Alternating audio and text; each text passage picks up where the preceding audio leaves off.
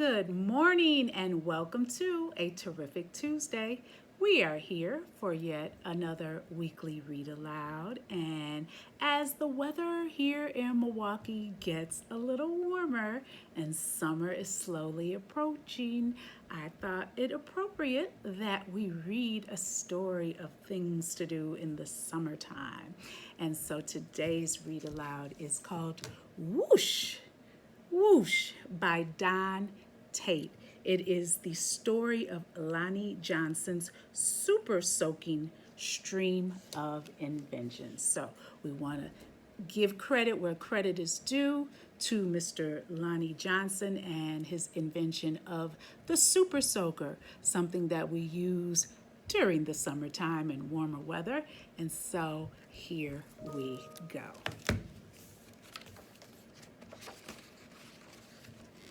Every day brought a challenge for young Lonnie Johnson. The challenge of finding space for his stuff. 6 Johnson kids were squeezed into their parents' small house in Mobile, Alabama. Lonnie would have loved a workshop of his own, but there just wasn't room. There was nowhere to keep his rocket kits.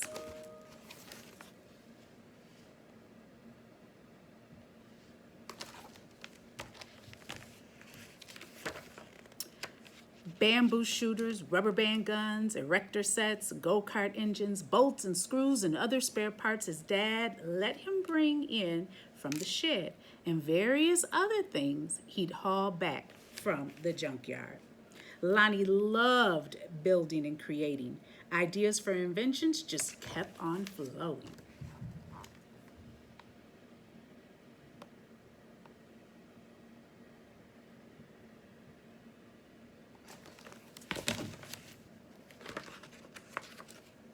He learned how to make rockets from scratch. Kids at school gathered to watch Lonnie launch them, and he learned how to make rocket fuel.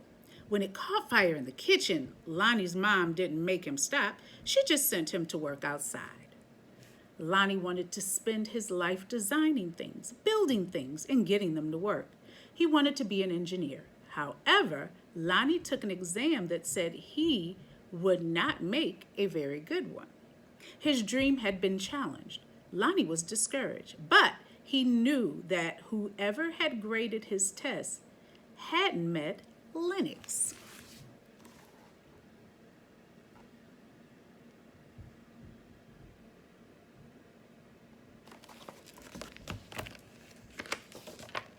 Inspired by a TV show, Lonnie had built his own robot. He made it out of scrap metal and named it Linux. Compressed air cylinders and valves allowed Linux's body to turn and its arms to move. The switches came from an old broken jukebox. Lonnie used a tape recorder to program Linux, and as a bonus, the reels looked like eyes. Lonnie wanted to enter his creation in a science fair, but he couldn't get the transmitter to work. Without it, Lonnie couldn't send commands to Linux. Science fairs came and went. Lonnie missed one and then another until he got an idea. Now Lonnie may or may not have asked before he borrowed his little sister's walkie-talkie.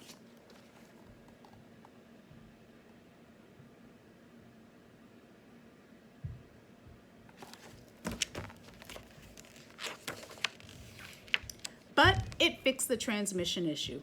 His school's team took freshly finished Linux to a 1968 science fair at the University of Alabama, where only 5 years earlier, African-American students hadn't even been allowed. Having to compete in a place that still wasn't very welcoming, now that was a challenge with a capital C. Against other schools from all over the state, Lonnie's team won first place.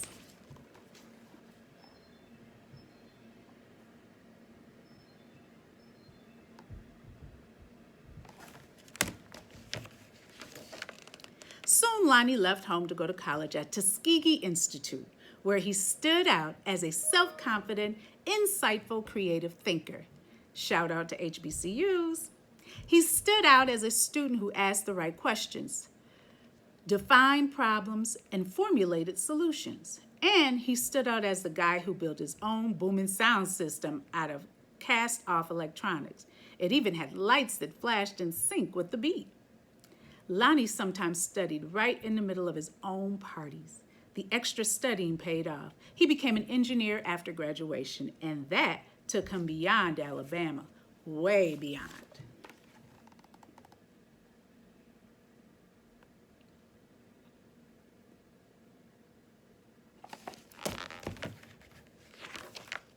When NASA was sending an orbiter and probe called Galileo to Jupiter, the space agency needed to ensure a constant supply of power to the orbiter's computer memory. The engineer who had to figure out how to do it was Lonnie. His challenge was to come up with a lightweight backup system able to keep essential functions going in case the main power was lost. It wasn't easy. It wasn't obvious, but Lonnie found a solution.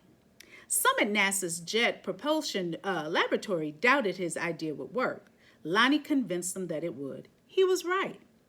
As it photographed Jupiter and its moons, Galileo was supported by the power package that Lonnie designed.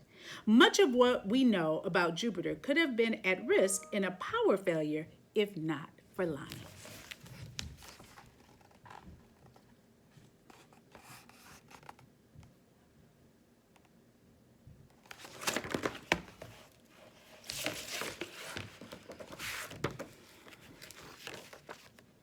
Ideas for other problems to solve just kept on flowing. They flowed whether Lonnie was working with hundreds of people at NASA or up late tinkering with his other inventions. Finally, in his own workshop. Lonnie knew the world's millions of refrigerators and air conditioners needed a new cooling system, one that didn't use R12, a chemical that was bad for the environment. He had an idea for using water and air pressure instead. To test his idea, he made a pump and nozzle, connected them to the bathroom faucet, turned on the faucet, turned on the pump, and then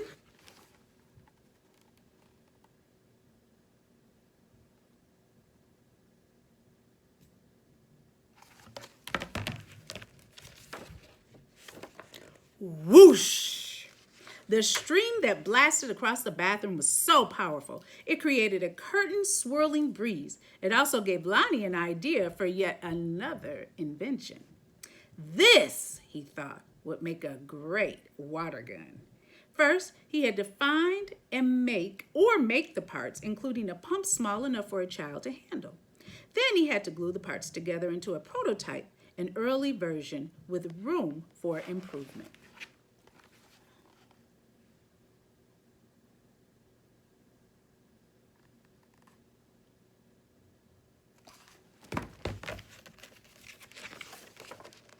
Finally, Lonnie tested his strange-looking squirt gun at a picnic. Does it really work, a man asked. Sure, Lonnie said. Want to see?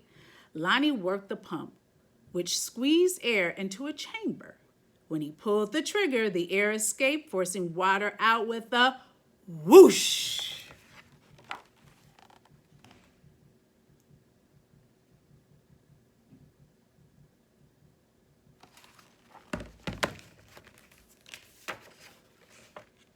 For a water battle to be a fair fight, there couldn't be just one of Lonnie's water guns. He needed help making more. So he went to toy company after toy company after toy company. The word no flowed again and again. But finally, one company said yes. It planned to make his water gun. Lonnie also had other projects: a water-propelled toy airplane, 2 kinds of engines, and his cooling system. He found investors to provide the money for turning his ideas into products people could buy. He made a leap of faith, quit his day job, and devoted himself full-time to inventing, following his dream.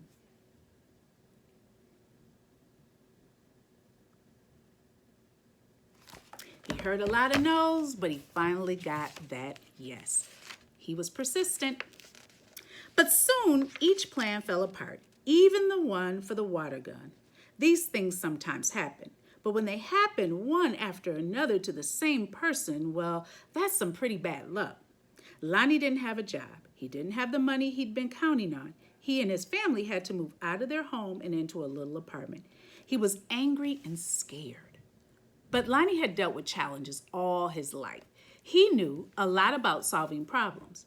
And he still believed in his inventions, especially the water gun. Lonnie went looking for another toy company.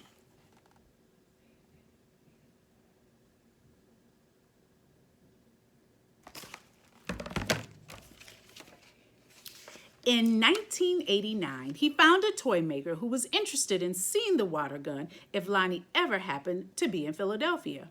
But don't make a special trip, the guy said. Lonnie made a special trip.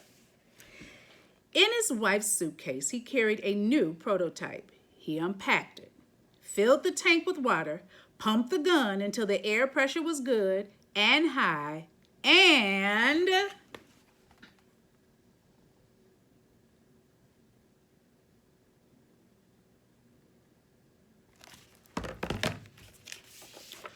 whoosh!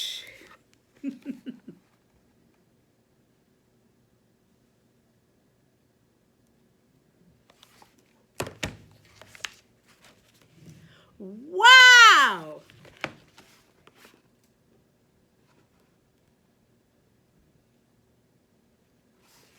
I think they were impressed. Kids everywhere agreed that, wow, Lonnie's water gun, called the Super Soaker, became a smash hit. In no time, there were Super Soakers in backyards, on beaches, in parks, and on playgrounds. Each sale of a Super Soaker put a little money into Lonnie's pocket. All those hours, all those years that Lonnie spent in his workshop had paid off big time. Now he could afford to do just about anything he wanted. So what did Lonnie do? He got a bigger workshop, which is where you'll find him today, because facing challenges, solving problems, and building things are what Lonnie Johnson loves to do. And his ideas just keep on flowing.